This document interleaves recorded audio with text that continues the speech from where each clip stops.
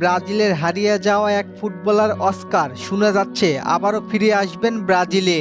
কথা হচ্ছে অস্কার ফিরে আসলে ইউরোপে ভালো কোনো দল পাবে নাকি ফিরে যেতে হবে ব্রাজিলেই।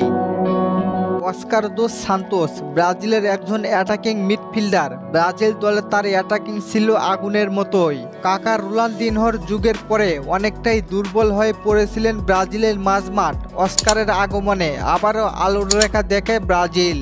প্রতিবার দুর্গস্থান ব্রাজিলের প্লেয়াররা ছড়িয়ে ছিটিয়ে আছেন বিশ্বের বহু ক্লাবে। কেউ জায়গা করে নিয়েছেন ভক্তদের মনে, কেউ বা হারিয়ে গিয়েছেন অন্ধকারে। ব্রাজিলের অসময়ে হারিয়ে যাওয়ার অন্যতম কারণ ইনজুরি, টাকা, নারী।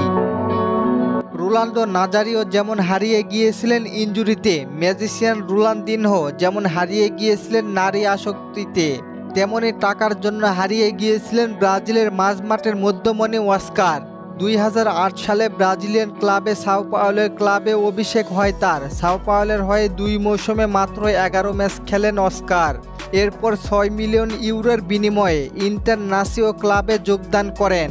সেখান থেকে ইংলিশ ক্লাব 32 মিলিয়নের বিনিময়ে যোগ দেন চেলসিতে। চেলসি থেকে ইউরোপের যাত্রা শুরু হয় তার। চেলসির হয়ে 203 ম্যাচে 38 গোল করেছিলেন এই মিডফিল্ডার।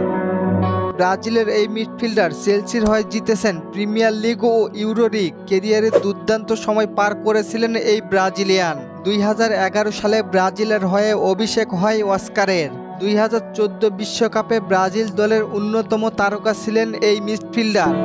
নেইমার সিলভাদের সঙ্গে জুটি বেঁধে সেলেসাওদের স্বপ্ন দেখেন হেক্সা জয়ের। কিন্তু নেইমারের কোমরের ইনজুরি, সিলভার নিষেধাজ্ঞা নিয়ে জার্মানির বিপক্ষে নেমে বিধ্বস্ত হন ব্রাজিল ফুটবল দল। সব দৃশ্যপট পাল্টে যায় এক ঝটকায়। 7-1 গোলের ব্যবধানে হেরে যাওয়া ম্যাচটিতে স্বাগতিকদের হয়ে একমাত্র গোলটি করেছিলেন অস্কার। ব্রাজিলের হয়ে 48 ম্যাচে 12 গোল। বিশ্বকাপের পরে আস্তে আস্তে হারিয়ে যান অস্কার। প্রতিভা ও দক্ষতা না থাকলেও ব্রাজিল দলেও হয়ে পড়েন অনিয়মিত। অস্কারের বয়স সবে মাত্র 25, যেই সময়ে ইউরোপ কাঁপানোর সময়, কিন্তু তখন নিলেন বাজে সিদ্ধান্ত। 2016 সালে চেলসি ছেড়ে পরের বছর 2017 সালের জানুয়ারিতে যোগ দেন চাইনিজ ক্লাব সাংহাইতে।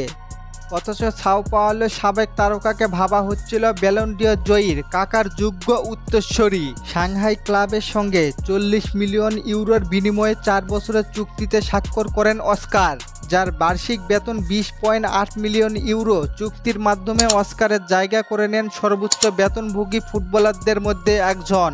সাংহাইয়ের হয়ে 7 বছরের কেরিয়ারে 150 ম্যাচে 44 গোল এবং সব মিলিয়ে 207 ম্যাচে 61 গোল করেন অস্কার। চাইনিজ ফুটবলে অস্কার পেয়েছেন অনেক টাকা, কিন্তু হারিয়েছেন ভক্ত সমর্থক। ব্রাজিল হারিয়েছে উজ্জ্বল এক নক্ষত্রকে।